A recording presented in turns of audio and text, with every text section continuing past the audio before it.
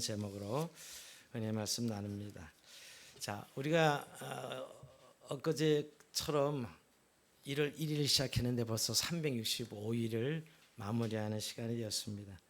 한 해 시작이 있었는데 또 이렇게 마감하는 시간도 있습니다. 우리 인생은 이렇게 시작이 있으면 끝이 있다는 평범한 진리, 어떻게 보면 굉장히 특별한 진리를 다시 한번 깨닫는 시간이 이 송년주일 아침입니다. 올 한 해 시작한 시간이 엊그제 같았는데 벌써 오늘 마감하는 시간이 되었습니다. 그리고 우리가 끝이 있다라는 것, 마감할 수 있다는 건 우리가 큰 위로와 축복이 된다는 것을 확인하게 됩니다. 우선은 우리 인생이 참 고난인데, 많은 어려움과 환난을 겪는 것이 인생인데, 계속해서 인생이 진행되지 않고 어느 지점에 마감을 한다는 것은 큰 위로와 축복이라고 생각합니다. 여러분, 얼마나 인생이 고난이 심하였으면 욥기 5장 7절에 보면 이렇게 표현하고 있습니다. 사람은 고생을 위하여 났나니 불꽃이 위로 날아가는 것 같으니라. 아예 사람은 고생을 해서 태어났다, 이렇게 표현하고 있습니다. 욥기서에. 그리고 불꽃이 위로 날아가는 것 같다는 표현은 무슨 불이든 여러분, 우리가 아래로 이렇게 촛불을 이렇게 뒤집어도 불은 위로 올라가는 그런 성향이 있죠. 당연하다는 거예요. 인생에 고생하는 것은 당연한 법칙이다라고 말하는 것이죠.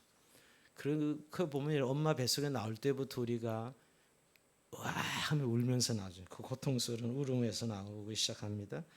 평생 살면서 먹고 살기 위해서 고생하고요. 결혼해서는 평생 자식 키우느라고 고생합니다. 그런 늘 인간관계 때문에 평생 고생하고 살아가죠. 얼마나 고생스러운 불교에서는 인생을 고해다 이렇게 얘기했을까요? 그리고 그런 고생을 해도 아무도 알아주지 않는 것 같아서 더 힘들게 살아가는 것이 인생입니다. 그런 의미에서 그런 고난이 계속되지 않고 어느 시점엔 끝이 있다라는 거 늘 위로가 되고 축복이 되는 말씀입니다. 더 나아가서 우리가 하나님 말씀의 관점에서 정말 우리에게 끝이 있다는 축복은 우리의 구원이 완성될 날이 있다는 것입니다. 참 늙어감에 대해서 굉장히 부정적인 우리는 마음을 가지고 있습니다. 늙어간다는 것에 대해서 늙음이라는 것을 인정하지도 않으려고 그러고, 또 늙다는 노인이라는 표현을 참 쓰는 것을 우리는 거북하게 생각합니다. 어떻게 보면 늙는 것이 마치 저주인 양 이렇게 생각하고, 참 세월이 빨리 가는 것을 험하게 이렇게 노래하는 분들이 참 많습니다. 그러나 여러분, 오늘 우리가 하나님 말씀의 관점에서 보면 늙어간다는 것, 세월이 간다는 것, 이 끝을 향해 간다는 것은 우리의 구원이 완성되어 가고 있다는 사실입니다. 우리가 하나님에 가까이 더 가고 있고 하나님 앞에 도달하는 그 영원한 시간, 정말 주님과 영원히 함께하는 구원의 완성의 시간이 기다리고 있다는 것이죠. 어떻게 보면 우리의 구원이 점점 가까워지고 있는 것입니다. 우리의 생명의 구원이 점점 가까워져서 이제 얼마 남지 않는 그런 은혜를 우리가 이 끝나는 시간마다 확인하게 됩니다. 그러기에 사실은 늙어간다는 것, 세월이 간다는 것은 부정적인 것이 아니라 그리스도인의 관점에서 보면 생명의 완성으로 향하는 우리의 걸음걸음이 더욱더 가까이 다가오고 있다, 이런 의미에서 엄청난 축복과 위로의 시간이라고 말할 수도 있습니다.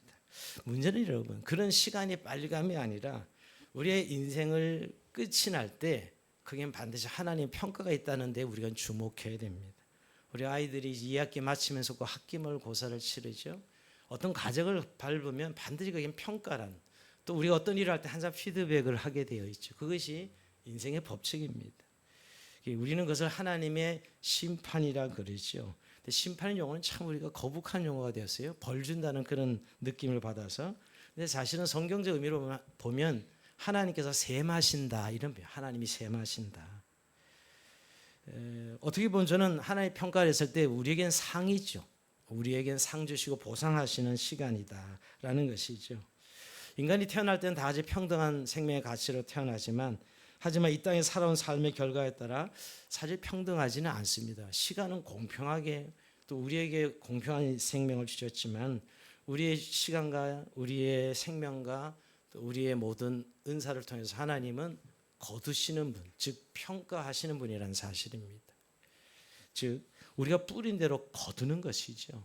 우리의 인생에 있어서 사실 이렇게 우리가 해를 연월일로 구분해서 눈금을 매긴 것은 사실은 똑같은 물리적인 시간인데 불구하고 이 시간들 속에 그 시간의 청지기로 우리에게 준 시간을 잘 관리해서 결국 시간이 생명 아닙니까 여러분?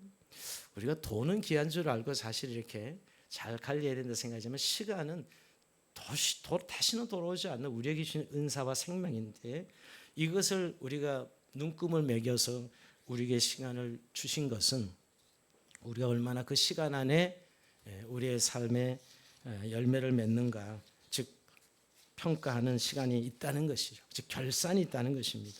사실 성령주일도 아직 한 해를 결산하면서 하나님 앞에 세마는 시간 우리가 그렇게 생각해 볼 수 있죠. 저는 그래서 늘 성령주일 때마다 중간 결산이다.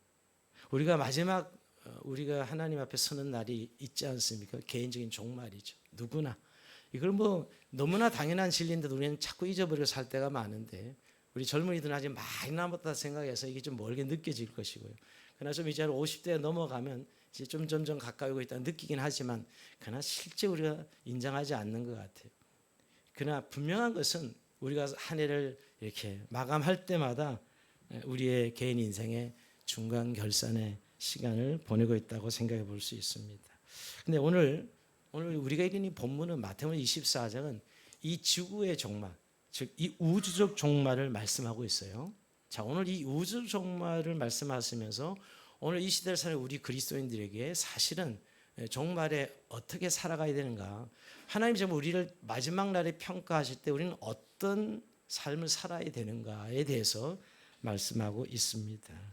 사실 우주적 종말과 개인의 종말이 별개이지만 또 별개도 아닙니다. 우리는 그 우주 종말 안에 개인의 종말을 언제든지 맞이할 수 있는 것이지요. 우리가 오늘 마태복음 24장 32절부터 읽었지만 전체가 사실 이 마지막 날 때에 어떤 징조가 있겠습니까? 라는 질문을 던졌을 때 주님께서 말씀하신 내용이거든요. 24장 1절에서 14절까지는 재난의 징조에 대해서, 15절부터 28절까지는 종말에 일어날 일, 전쟁, 난리, 환란, 거짓 선지자의 출현, 이런 내용들이 28절까지 있고요.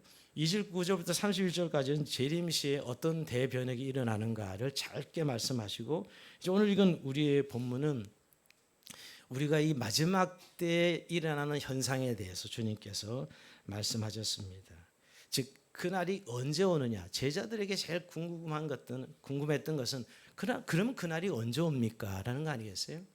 그때 주님께서 이렇게 말씀하시죠. 무화과 나무의 비유를 드시면서 무화과 나무를 보고 계절이 오는 것을 알 수 있듯이 마지막 때도 그리할 것이다. 그런 징조를 보면 마지막 때를 알 수 있다라고 말씀하시면서 약간 이율배반적으로 그렇게 말씀하시면서도 그날 그것이는 아무도 모른다. 그러니까 징조를 통해서 그날을 알 수 있을 것이라고 하시면서 또 한편으로는 36절에 강조될 때 그러나 그날과 그 시는 그때는 아무도 모르나니 하늘의 천사들도 아들도 모르고 오직 아버지만 아시느니라. 이렇게 말씀해. 굉장히 역설이긴 하죠, 여러분. 예수님 자신도 모른다고까지 이야기를 하십니다. 좀 너무 심하시죠? 어떤 사람들이 그런 구절을 읽고 예수님의 재림이 지연되니까 핑계를 대는구나 이렇게 생각할지 모르지만 아닙니다. 마지막 때를 모른다고 하신 것은 이 생명 완성이, 즉 구원의 완성이 우리의 예상을 뛰어넘는 그런 차원이잖아요. 우리 인간의 어떤 예상이나 기대에 뛰어넘는 일이기 때문에 이렇게 표현하신 것이고, 하나님의 창조 행위가 하나님의 고유한 행위였듯이 이 세상을 창조하실 때 하나님 고유 행위였듯이 마지막 종말도 홀로 하나님의 주권 아래 개입하셔서 결정할 일이라는 것이에요. 그래서 물리적으로 무슨 시간을 말씀하시지 않았지만 그날은 아버지만 아시니라면서 홀로 주권적으로 하나님 개입하셔서 일어날 일이라는 사실을 말씀하고 있습니다. 여러분, 우리도 마찬가지. 우리가 인생을 살면서 죽는 건 알지만 언제 죽을지 모르죠. 그러나 언제 죽을 것은 길어봤자 100년 아니겠어요? 그래서 더 사는 있지만 이미 우리에게 마지막은 내재되어 있잖아요. 여러분, 이미 창조가 있었다는 것은 완성이라는 것이 있었는 것이죠. 종말인 걸 전제하고 있는 것은 의미해서 예수님께서 마지막 때를 물어봤을 때는 내가 모른다 하시면서 홀로 주권적 개입으로 종말이 올 것이다 라고 이야기하고 있습니다. 사실 어떻게 보면 종말의 이 내용을 읽어보면 여러분은 늘 자주 읽은 성경이긴 합니다. 무슨 종말의 징조를 통해 우리를 위협하거나 겁을 주거나 두렵게 하는 그런 목적이 아닙니다. 왜냐하면 좀 그렇게 느껴지면 파멸로 보이잖아요. 완전히 다 망가지고 부서지고 없어지고 이런 내용들 아니에요. 근데 이것은 사실 자세히 보면 오히려 완성이죠. 겉으로는 파괴되는 것으로 묘사되어 있지만 근본적으로는 완성입니다. 생명이 완성되려면 먼저 파괴되어야 되겠기에 파괴를 말씀하고 있는 것이죠. 모든 것이 무너져야 새 것이 올 수 있는 것입니다. 여러분 언젠가 이 지구도 태양도 이 모든 자연계가 다 무너질 것입니다. 이 땅의 죄로 인하여 모든 것들이 무너지고 하나님 나라의 새 것으로 덧입을 것이에요. 이것을 요한계시록은 새 하늘과 새 땅, 신천지. 이제 신천지가 참 이름도 잘 만들었다 생각이 드는데요. 새 하늘과 새 땅이죠. 완전히 새로움을 덧입는 세상의 완성을 말씀하고 있습니다. 그래서 복음서는 이 때를 혼인 잔치에 비유합니다. 그리스도가 다시 오셔서 하나님 나라가 완성되는 때를 이 혼인 잔치에 비유하죠. 그리스도인은 신부고 예수님은 신랑으로 표현합니다. 잔치는 노래와 춤과 떡과 술이 있는 우리를 행복하게 해주는 요소지요. 이 잔치는 생명의 절정에 대한 메타포입니다. 우리가 상상할 수 없는 생명의 극치가 일어나는 순간이죠. 이 종말의 때는 말이에요. 어머니 자궁 안에 들어있던 태가 세상에 나오는 순간 여러분 산모나 태가 모두가 출산의 고통을 경험하지만 그것이 곧 이내 생명의 희열로 바뀝니다. 그 마지막 때 무너지고 새 하늘과 새 땅의 완전한 것으로 다시 만들어지는 이 예수님 말씀은 우리의 인생의 세월 시간의 개념이 갈수록 완성의 개념으로 우리가 볼 수 있는 눈이 열어져야 된다는 의미입니다.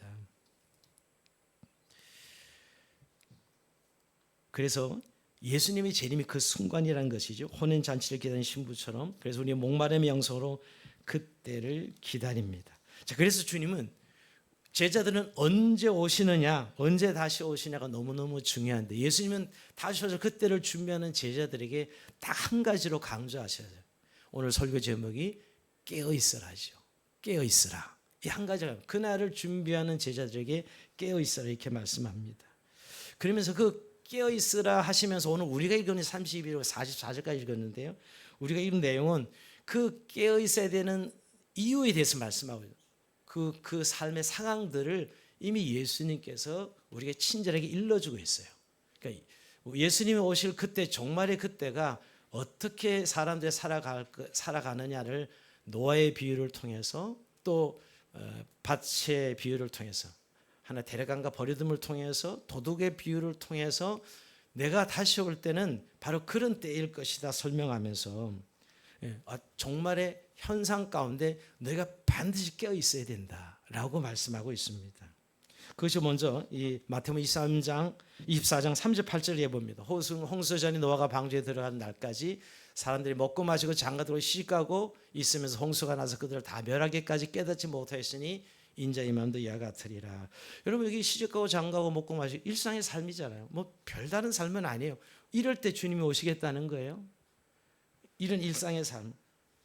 이 뭐 큰 문제 없잖아요, 여러분. 근데 오늘 여기서 주님을 기다리는 사람들이 있다는 것을 말씀하고 싶어 하시는 거예요. 이런 일상의 삶인데 주님 오실 노아의 때에 갔다는 것이에요. 노아라는 사람은 어떤 사람이지 여러분? 노아는 당대 하나의 은혜를 입은 자요. 성경에 보면 창세기 6장에 보면 의인이요 당대 완전한 하나님과 동행하는 자였다. 그 노아가 결국 오늘 저와 여러분 그리스도인이고요. 하나님 백성들이고 그리고 방주가 오늘의 교회지요. 교회. 그렇게 마지막 때에 보면 시집가고 장가가고 그냥 그런 일상을 살아가는데 노아는 다른 세상 사람도 다르게 살죠. 하나님께서 노아에게 말씀합니다. 야, 세상을 물로 심판할 것이니 내가 방주를 만들어라. 이렇게 말씀하십니다. 그때 노아는 그 말씀을 듣고 에이, 무슨 그런 일이 아직 비 한 번 온 적이 없는데 이렇게 거부하지 아니하고 그 말씀을 믿고 그는 120년 동안 미친 노인의 소리 들으면서 방주를 짓습니다. 다르게 살아가지요. 근데 우리가 예수님 오실 때도 바로 그런 일상적인 삶 가운데 오시겠다는 것이에요. 근데 인자가 오는 것도 이와 같으리라 하신 이유는 다 사람 시집가고 장가고 그냥 일상에 젖어 살아가고 세상살이에 젖어가고 살아가고 있는 삶인데 노아는 하나님의 은혜를 입은 자로 하나님 나라를 기대하고 그 심판의 때를 준비하는 삶을 살아가는 것이죠. 그러니까 하나님 나라가 감춰진 세상 사람들에게는 사실은 자기 중심적 삶을 그냥 살아가는 것이고, 그러나 하나님 은혜를 입은 오늘 하나님 백성들은 그 주님의 다시 오심을 준비하는, 기대하고 준비하는 삶을 살아갑니다. 그게 깨어있는 삶의 이유죠. 깨어있어야 될 이유라고 말씀하고 있는 것입니다. 더 나아가서 여러분, 그 밥 매는 사람 비유를 드는데요, 결국 일상 속에 주님이 오시겠다, 그 가운데 드러난다는 것을 말씀하고 있습니다. 어떻게 보면 우리가 예수님을 기다린다는 말이, 종말을 살아간다는 말이 먹지도 말고 마시지도 말고 시집도 장가도 가지 말고 일상을 포기한 채 그날을 기다려, 전혀 그렇지 않아요. 이 아주 건강전부터 이 종말론자들이 교회를 어지럽혀서 마치 종말을 맞이할 때 그냥 삶을 다 포기하고 막 교회에서 예수님을 기다려야 된다, 이런 식으로 잘못 가르쳐. 성경은 전혀 그렇지 않습니다. 오히려 오늘 10절 40절 이해 보면, 그때 두 사람이 밭에 있으면 한 사람은 데려감을 당하고 한 사람은 버림을 당할 것이요, 두 여자가 맷돌 자고 있으면 한 사람은 데려가고 한 사람은 버림을 당할 것이요. 밭에 일하는 남자들이 알고 맷돌질하는 여자들이죠. 그냥 여자들은 가정주부 일하고 밭에 나가서 일하는데, 두 사람이 다 같이 밭에 일하다 한 사람은 데려감을 당하고 한 사람은 버림을 당하고, 한 사람 밭에 맷돌질하다 한 사람은 데려감을 당하고 또 한 사람은 버림을 당한다는 것이에요.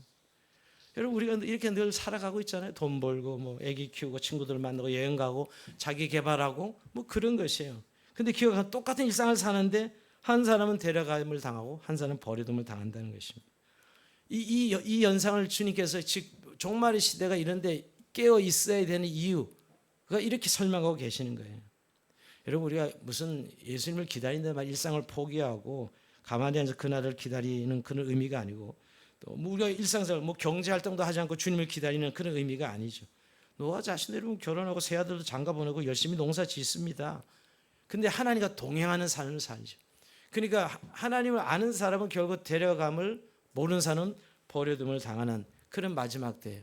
정말 어떻게 보면 세상에는 완전히 감춰진 일처럼 일어난다는 것이. 근데 여러분, 결국은 그 예수님 오심을 기다리며 살아가는 삶은 자기 중심, 자기 만족의 삶을 살지 아니하고 결국 믿음의 그날을 준비하며 경건한 삶을 사는 것은 너무나 자연스럽죠. 그것이 깨어있는 삶, 그런 기다림이 있는 삶이 깨어있는 삶이라고 말씀하고 있습니다. 그리고 뭐 여러분, 깨어있으라는 말이 마치 잠자지 말라는 그런 의미처럼 느껴진다면 정말 오해하는 말씀이에요. 푹 잘 자야 됩니다. 주님이 잠자지 말라고 깨어있으라 하신 말씀을 한 게 아닙니다. 사실은 좀 요 말은 우리가 좀 어렵게 우리가 각성해야 된다 이렇게 이야기하지만, 결국 마음이 깨어있는 것과 둔화해지는 것을 생각해 볼 수 있습니다. 즉 오늘 살아가는 우리가 오늘 어디에 서 있으며 어디로 가고 있으며 또 우리가 무엇을 향해 가고 있는지를 늘 인식하고 살아가는 삶이 깨어있는 삶이지요. 근데 이 세상에 중독되고 이 세상에 취해 있으면 그 사실을 잊어버리고 살게 됩니다. 자기의 만족적인 자기 욕망을 이루는 그런 삶이 되지요. 그래서 누가복음 21장 34절에 이것을 좀 더 구체적으로 표현하고 있어요. 올려줘 보세요. 너희는 스스로 조심하라. 그렇지 않으면 방탕함과 술 취함과 생활의 염려로 마음이 둔화해지고 뜻밖의 내 덕과 같이 너에게 임하리라 그랬어요. 여기 오늘 세 가지, 잠자는 자의 삶을 반대로 이야기한다면, 깨어있는 삶을 반대로 잠자는다면, 잠자는 삶이 오늘 여기 방탕함, 목적이 없는, 향방이 없는 삶, 목적이 없어요. 어디로 왔는지 어디로 갔는지를 모르는 삶이죠. 방탕이라는 것은. 이 술 취함은 세상의 중독을 의미해요. 세상의 중독, 요즘 전부 돈에 중독되고 성에 중독되고 세상 쾌락에 중독, 이 중독되어서 자기가 어디에 서 있는지 어디로 가는지 모르고 살아가는 삶이죠. 저는 우리 그리스도인 지금 여러분들 방탕과 술 취함까지는 아닌데, 이제 세 번째는 좀 고민이 돼요. 생활의 염려로 마음이 둔화해지고, 생활의 염려, 늘 사는 게 먹고 사는 염려와 걱정. 그래서 그 조급함을 버리지 못하고 정말 늘 깨어서 하나님과 함께 동행하는, 하나님과 아름다운 교통과 교절부터 영광을 돌리고 또 우리에게 주는 사명을 따라 가는 삶이어야 되는데, 그러지 못하고 늘 생활의 염려로 어떻게 먹고 살지, 어떻게 하면 내가 이걸 잘 이겨낼 수 있을까, 이런 염려로 살아가게 마음이 둔화해진 것이, 그건 사실 세상에 중독되거나 아까 세상에 방탕하면 그런 일이, 그 현상도 이어지는 것이지요. 이게 무디어지는 것이, 이게 잠자는 자의 삶이라고 볼 수 있습니다. 그래서 일상은 똑같은데 그 일상 속에 과연 깨어있는 삶이 뭐냐는 것이지요.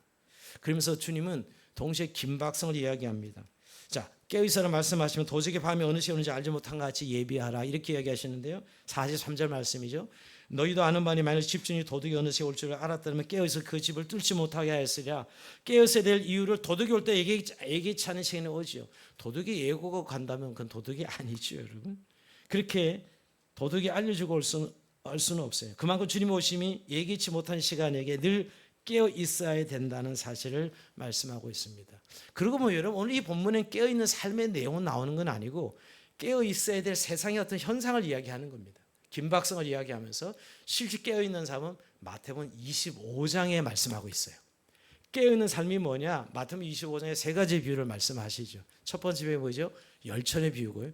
두 번째 비유가 달란트 비유고 세 번째 비유가 양과 염소의 비유입니다. 성경을 많이 읽은 분들은 사실 24장 이렇게 무시무시한 어떻게 경고를 하시고 깨어있어라 하고 좀 너무 추상적이에요. 느낌이 안 와요, 사실은. 겁만 주시는 것 같아요. 근데 25장을 딱 열면 25장에는 깨어있는 삶이 뭔지를 비유를 통해 구체적으로 설명합니다. 자, 우선 열천의 비유 이야기는 간단해 그죠? 10명의 처녀가 들러리들이죠. 신랑 혼인잔치집에 이제 잔치 들어갈 준비하고 있는데 신랑이 늦게 오는 거예요. 일찍 안 오고 딱 제 시간에 안 오고 늦게 와가지고 다 줘라. 10명 처녀가 다 줍니다. 다 줬는데 보니까 그래서 신랑이 왔다 하니까 이제 잔치집에 가는데 보니 10명에 5명 즉 이 슬기로운 처녀 5명 이 등에 기름이 있어서 불을 밝히고 갈 수 있었는데 5명 처녀 등불엔 기름이 없는 거예요. 그래서 결국 문이 닫혀버려요. 등불이 불이 없으니 문을 닫아버린 것이죠. 그래서 5명이 막 문을 두드리지 않습니까? 그리고 빌려달라 그러죠. 5처 슬기 불에 기름이 있는 처 빌려. 근데 아주 냉정하게 빌려줄 수 없다. 빌려주지 않습니다. 그럼 이 기름이 없는 게 뭘까요? 이 기름이 있는 처녀는 슬기로운 다시로 기름이 없는 우리가 전통적 성령의 기름은 성령의 기름인데 그것도 너무 교리적인 해석이고요. 결국은 이 등에 기름이 있어야 불을 밝히잖아요. 어떤 폼과 형식은 있는데 내용이 없는 삶을 말하는 것입니다. 우리가 종교라는 기독교는 형식은 반드시 있어야죠. 오늘도 예배에는 형식은 반드시 있어야 됩니다. 형식이 있어야 내용이 은혜를 누리든 뭘 누리죠. 분명히 형식은 있는데 뚜껑을 열면 내용이 없어요. 쉽게 하면 어떤 종교라는 기독교 형태는 가지고 있지만 내용을 믿음이 없는 거예요. 실제 믿지도 않고 살아. 이거죠. 기름이 없다는 것은. 설교는 5처녀의 이 기름을 준비했다. 불을 밝히는 기름을 준비했다는 것은 믿음이 있었던 거예요. 불을 밝히는 즉 삶의 본질을 담아내는 그런 그리스도인이었다. 여러분 우리가 삶을 살아도 껍데기로 그냥 폼생폼사 껍데기로 살아가는 인생들 많습니다. 인생이 뭔지 무엇을 위해 사는지 전혀 모르면서도 말이에요. 우리의 삶의 본질을 그리스도인들이 하나님의 생명을 살아가는 이 신앙의 본질을 알고 그것을 담아내고 살아내는 그리스도인. 이거 오늘 슬기는 5처녀의 등불에 불을 밝힐 수가 있었고 마지막 때 결국 등불은 가지고 폼은 가지고 잡고 있었지만 기름이 없으니 등불을 밝힐 수가 없어 전치집에 들어가지 못했던 이 처녀. 결국 삶의 본질을 가지고 있느냐. 이게 깨어있는 삶이에요. 깨어있다는 건 이런 내용을 담아내는 정말 오늘 우리가 가진 신앙의 행위의 내용을 담아내는 그리스도인 그것을 말씀하고 있는 것이죠. 두 번째 달란트 비유는 여러분 주인이 먼 여행을 가면서 5달러를 맡기고 2달러, 1달러를 맡깁니다. 근데 주인이 돌아올 때 5달러 남기자는 5달러 장세를 남기고 2달러 받은 2달러 장세 이윤을 남깁니다. 근데 1달러 남기자는 이거 뭐야 하고 땅에 묻어버리죠. 주인이 찾아서 결산하자 그럽니다. 주인은 그 달란트를 맡길 때 장사에서 이윤을 남길 것을 말씀한 거거든요. 그런데 이 1달러 받은 자는 그 주인의 마음을 주인의 뜻을 무시하고 땅에 묻어놓습니다. 그때 주님께서 이 은혜 가서 맡겨서 이자로도 받아내지 않겠느냐. 주인의 뜻은 이 돈을 가지고 남기라는데 주인의 뜻이었던 것이에요. 즉 오늘 달란트 비유를 말씀하는 그래서 2달란트 5달러 받은 자는 많이 남겨서 많이 칭찬하고 적게 남겨서 적게 칭찬하지 않아. 똑같은 칭찬합니다. 착하고 충성된 종아. 충성했다. 착하고 충성된 종아. 이 충성이 뭐예요? 주인의 뜻을 알고 산 종은 2달란트 받은 사람 5달러 받는. 주인의 뜻이 뭐였어요? 가서 이윤을 남기를 원했던 것이거든요. 우리 준 시간과 생명과 시간을 은사를 가지고 주인의 뜻대로 살기를 원했던데 1달란트 받은 자는 몰라 이 1달란트라서 실망했는지 모르지만 그냥 땅에 묻어두었던 것이 악하고 게으른 종아. 악하고 게으른 종입니다. 네가 이를 갈면 슬피 울리라 이렇게 말씀하고 있죠. 결국은 주인의 뜻대로 사는 삶이 깨어있는 삶이에요. 여러분 우리 정말 하나님의 뜻을 알고 있습니다. 구원이라는 하나님의 뜻, 하나님이 우리를 이 세상에 두신 거룩이라는 하나님의 뜻, 이 뜻을 알고 살아가는 삶을 이 달란트 비에서 말씀. 이게 깨어있는 거예요. 깨어있다는 잠 안 자는 게 아니라 그때 5사람 2사람 동일한 칭찬을 받는 일도 바로 그 때문이지요. 마지막 양과 염소가 결정적입니다. 여러분 양과 염소의 비유를 통해서 주님은 네 삶의 동기가 무엇인가를 확인하고 진정 깨어있는 삶은 이것이다 이렇게 말씀하고 있습니다. 여러분 오른쪽이 양 왼쪽이 염소인데 양과 염소 구분하기 참 어렵습니다. 실제 차대 가면은 제가 맨날 이야기할 때마다 틀리더라고요. 이 염소는 건데 이 양이고 양이면 염소 그래요. 실제 구분이 잘 안 가는데 오른편의 양이고 왼편의 염소죠. 뭐라고 말씀? 임금이 줄일 때 양들에게 이렇게 하면 내가 줄일 때 먹을 것을 주었고 목마를 때 마시게 하였고 나그네 됐을 때 영접하고 헐벗을 때 옷을 입혀주었고 병들었을 때 돌아봐 옥에 갇혀 있을 때 찾아보았다. 이렇게 얘기할 때 오늘 이 양들이 뭐라 그래요? 언제 우리가 그랬어요 주님? 언제 우리가 그랬어요? 몰라요. 언제 우리가 그랬어요? 근데 예수님이 뭐라 그러죠? 이 작은 자 한 것이 바로 내게 한 것이다 라고 이렇게 하면서 너희는 오른편 양이야. 염소들에게도 동일하게 이야기합니다. 네가 줄일 때 먹을 것을 주지 않았고 너희들이 목마를 때 내가 마시는 것을 주지 않고 나그네 됐을 때 영접하지 않았고 헐벗을 때 옷을 입혀주지 않았고 병들을 돌아보지 않았고 오게 하던 날 찾아보지 않았다. 우리가 언제 그랬어요? 주님 계셨다면 내가 당장 찾아가서 돌아보고 당히 드렸을 텐데 뭐라 그러시죠? 이 작은 자에 하지 않은 것이 내게 하지 않은 것이다 라고 말씀합니다. 자촉으로 여러분 지옥에 떨어지는 것. 이 두 편으로 나누는 모습을 보면서 여러분 결국 사람의 삶의 동기가 뭐냐는 거예요. 정말 깨어있는 자는 삶의 동기가 사랑으로 한 사람. 오늘 주님께서 우리에게 사랑하라 하셨는데 정말 진정으로 만약에 염소들도 여러분 주님인 줄 알았다면 다 했을 거예요. 뭐 얻어먹으려고 뭐 보상이 있을 거니까. 근데 이 작은 자에게 한 것이 예수님에게 한 것의 기준이 된다는 의미는 거래가 아니라 사랑한 것이에요. 가족 안에도 거래하는 사람 많습니다. 자기 목적을 이루려고 가족을 헌신하는 사람들 많죠. 겉으로 보면 참 헌신적이죠. 자기 목적 때문에 그러고 있는 것이지. 오늘 진정한 동기가 사랑이냐를 즉 섬김의 삶을 살았냐를 물어보는 것입니다. 이게 오늘 깨어있는 삶의 내용이 되어야 된다. 나는 무슨 동기로 한 해 동안 열심히 달려왔는가. 내 이익과 이해관계가 아니라 진정으로 사랑하라는 이 말씀대로 사랑하기 위해서 달려왔다면 오늘 우리는 깨어있는 삶을 산 것이지요. 여러분 이 세 가지 비유가 우리에게 다시 한번 깨어있는 삶의 내용을 말씀하고 있다는 것입니다. 근데 여러분 오늘 이 세 가지를 묵상하면서 저는 깨어있는 삶의 진짜 본질이 뭐냐, 가장 핵심이 뭐냐, 하나님의 나라를 우리가 믿음으로 볼 수 있는 삶이 진정한 깨어있음의 본질이에요. 우리가 예수님이 첫 일성이 뭐죠? 예수님 첫 마디 이 땅에 오죠. 때가 찼고 하나님 나라가 가까이 왔으니 회개하고 복음을 믿으라 라고 말씀하셨습니다. 이때 때가 카이로스입니다. 오늘 주의하라 깨어있어야 그때가 언제? 이 그때도 그 카이로스입니다. 이 카이로스는 하나님 나라가 오는 때죠. 예수님이 이 땅에 오셨 시간이 하나님 나라가 도래한 때입니다. 자, 그 하나님 나라를 도래한 하나님을 보고 살아가는 삶, 믿음으로. 아직은 이 세상에 감춰져 있는 것 같아요. 하나님 나라가요. 우리가 이 세상 속에 주님이 오셨지만 아직 완성되기 전까지는 혼재되어 있고 감춰 있는 것 같아요. 근데 그 하나님 나라를 보는 자는 깨어있는 삶을 사는 거예요. 근데 하나님 나라를 보지 못하고 세상의 이 질서, 세상의 나라만 보는 사람은 깨어있는 삶을 살지 못합니다. 여러분 유대인들도 2000년 전 예수님 오심을 보지 못했어요. 봤다면 그렇게 대접하지 않았겠죠. 왜? 그들의 그 하나님 나라는 잘 먹고 잘 사는 거, 우리나라가 조국에 해방되는 거, 이렇게 세속적인 가치만 가졌기 때문에 하나님 나라가 보이지 않았어요. 예수님한테. 오늘 그냥 가난한 자들에겐 예수님의 하나님 나라가 보였던 거예요. 그래서 그 하나님의 백성의 복을 누리지 않았습니까? 여러분? 그 천한 사람들이 여러분. 오늘도 마찬가지로 오늘도 여러분 하나님 나라를 정말 믿음으로 보고 살아가는 사람이 있고 전혀 보지 못하고 살아가는 사람이 있습니다. 여러분 이 세상에 우리가 살아가는 것은 얼마나 가졌느냐, 얼마나 배웠냐, 얼마나 잘났냐, 얼마나 성공했냐, 이런 가치의 기준으로 끊임없이 우리를 줄 세우고 평가하고 그것에 따라 우리를 대우합니다. 이건 세상의 나라죠. 하나님 나라는 그런 관점이 아니란 걸 너무나 잘 알고 있습니다. 이런 예적 조건에 우리 하나님 나라가 결정되지 않고 오히려 하나님 나라에서는 그건 아무 관계가 없는 일들이에요. 이런 차이들이 세상은 굉장히 중요한 절대적 가치를 가지고 있는데 하나님 나라의 관점에서 하나님 나라를 살아내는 사람은 너무너무 다 상대적으로 볼 수 있는 것들입니다. 세상에 귀하다는 돈, 명예, 권력 등은 이 세상에 있을 때 잠시 유용한 것입니다.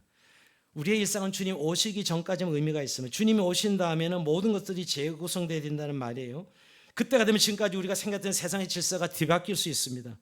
여러분, 세상의 기준 때문에 우리 자꾸 절망하고 낙담하고 한 해도 한숨 푹 쉬면서 마감하는 분들 많은데 하나님은 그렇게 우리를 결산하고 보고 계시지 않습니다. 잘났나 못났냐 잘했냐 성공했냐 이것이 우리의 결산이 아니라는 것은 너무 잘 알잖아요. 주님께서 나중된 자가 먼저 되고 이 말씀도 좀 이 긴 연장 들을지어다 하신 말씀이 바로 그 때문이죠. 여러분, 첫째가 꼴째가 되고 꼴째가 첫째가 될 수도 있고, 여러분 우리가 지금 막 무거운 짐이지만 그날이 오면 다 내려놓을 짐들입니다. 우리가 자랑스럽게 업적도 뭐도 다 그날이 오면 아무것도 아닌 것들이에요. 사실은 우리가 억울하게 생각하는 것도 여러분 마지막 날에는 완벽하게 하나님 심판 때 이루어지는데 뭘 억울해할 게 뭐 있어요. 마지막 날은 다 이렇게 완성되는 것이죠.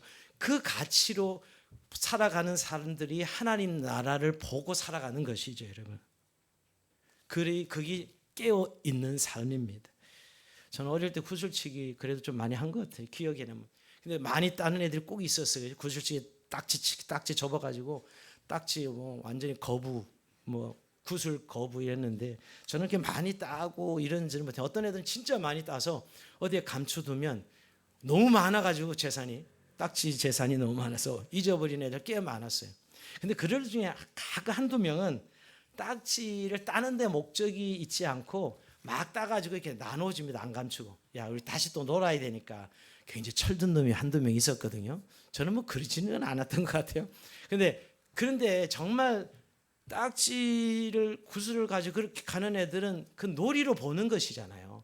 근데 소유로 보는 애들은 막 그거 생명처럼 그런 다 잊어버리면 나중에 또 집에 들어갈 때 엄마한테 두들겨 맞고 너 맨날 딱지 치게 만다 두드려 맞고 이렇게 보낸 애들이거든요. 여러분, 제가 왜 이걸 드리냐면 지금 어느 우리의 삶도 마찬가지 딱지와 구슬이 돈으로 바뀌었을 뿐입니다.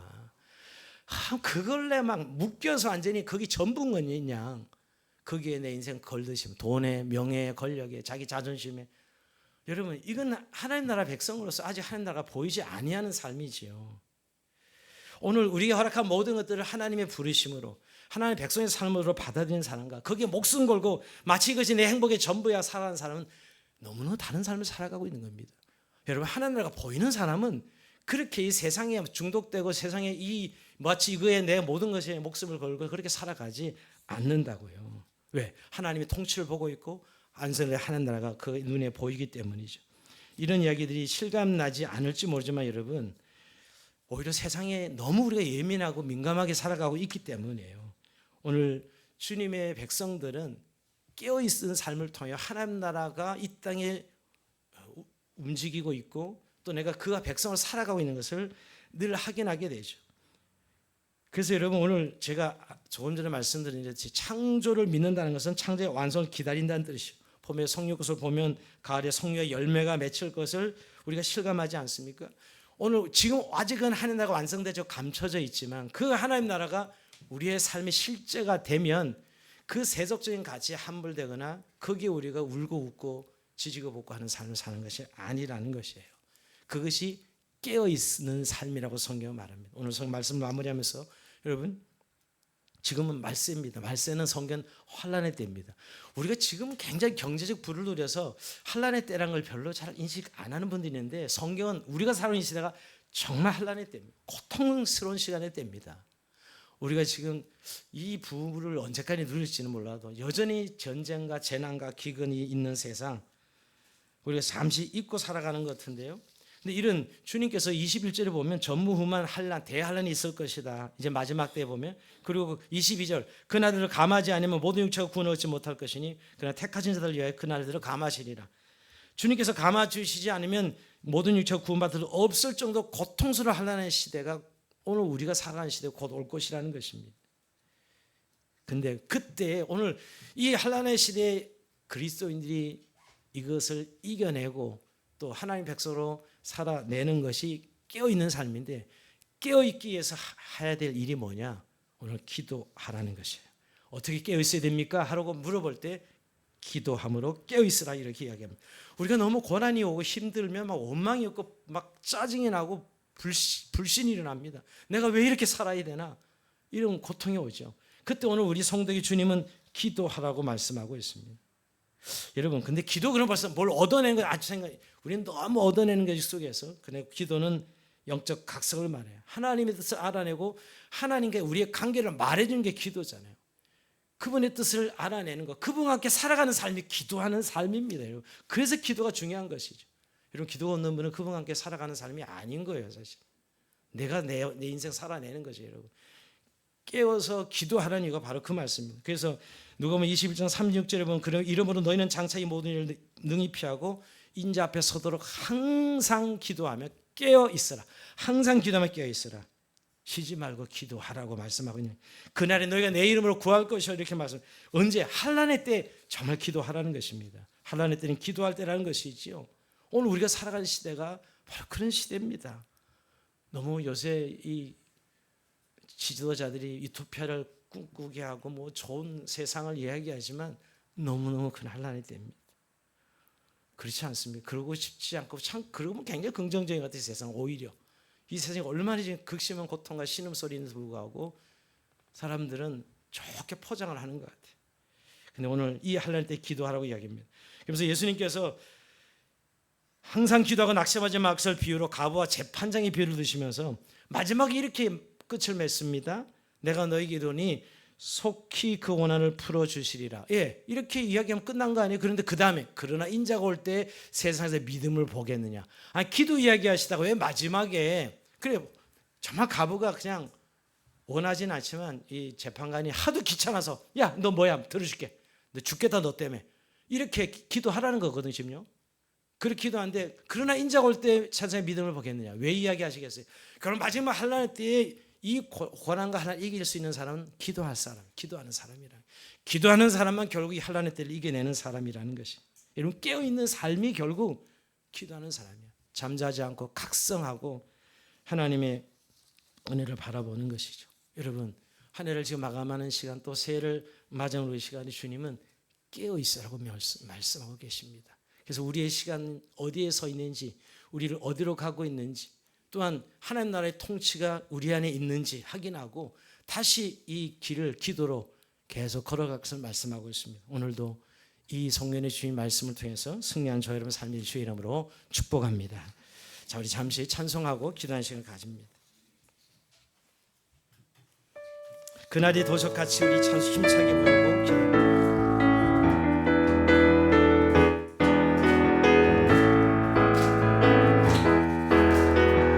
그날이 도적같이 이룰 줄 너희는 모르느냐. 늘 깨어 있으라, 늘 깨어 있으라. 잠들지 말아라. 주님과 동행하라. 항상 기뻐하라, 항상 기뻐하라. 쉬지 말고 기도하라. 범사에 감사하라. 이는 예수 안에서 너희에게 향하신 하나님 뜻이니라. 평강의 하나님이, 평강의 하나님이 너희를 거룩하게 하시고 온몸과 영원히 주오실 그날에 금없기 원하노라. 항상 기뻐하라. 쉬지 말고 기도하라. 범사에 감사하라. 이는 예수 안에서 너희에게 향하신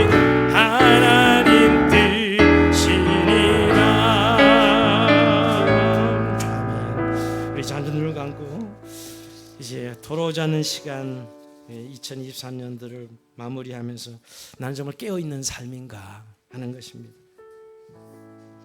나는 정말 삶의 본질을 담아내는 삶, 정말 주님의 뜻대로 살고 있는가? 너의 삶의 동기가 진정한 사랑인가? 내 눈에는 감춰지는 하나님 나라가 정말 보이고 그 하나님 통치와 그와 동행의 삶을 살아가고 있는가 하는 것입니다.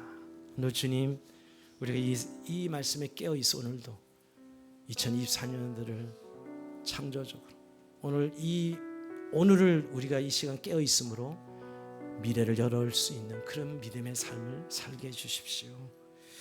혹시 한 해 동안 너무 힘들어서 원망과 불평과 아픔 때문에 막 눌리는 삶을 살았다면 이 시간 주님 말씀하면 기도하라고, 내가 너와 함께하고 있다고 기도하라고 말씀하고 있습니다. 오늘도 그런 하나님 위로가 우리 가운데 정말 더 이상 과거가 나를 붙들지 못하고 그 아픈 기억이 우리를 다시 끌고 가지 못하도록 성령님 이 아침 우리에게 깨어있는 삶으로 거듭날 수 있도록 인도해 달라고 우리 잠시 기도합니다. 아버지 하나님 감사합니다. 오늘도 마지막 때를 말씀하시고 우리에게 깨어있으라 하신 주님의 음성을 듣습니다. 우리에게 위한 하나님의 나라가 있습니다. 주님 열처를 통해서 하나님을 통해서 주님 양과 영생의 면에서 우리에게 말씀하시지 않습니까? 주님 깨어있는 삶을 오늘도 하나님께 다시 돌이켜 술취함과 방탕의 목적이 향방 없이 살아가고 이 세상에 중독되어 살아가고 있는 생활의 염려로 우리의 마음이 둔하여졌습니다. 주님 다시 항상 깨어있어 주시고 말씀하신 주시고 우리 안에는 아픔과 우리 안에는 하나님 기억 슬픔 같은 아픈 기억 주님을 하나님 오직 그리스도 예수 안에 주시는 것과 이 삶을 붙들고 우리의 구원이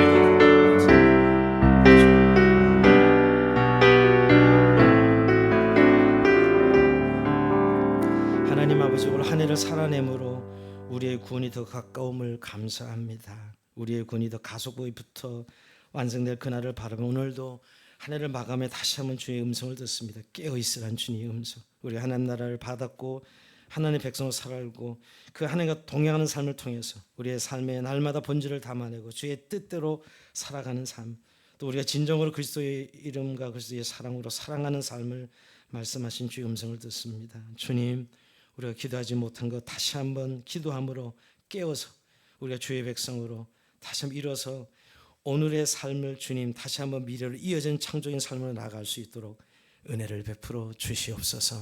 함께 하실 주님을 찬양하며 예수님으로 감사하며 기도하옵나이다. 아멘.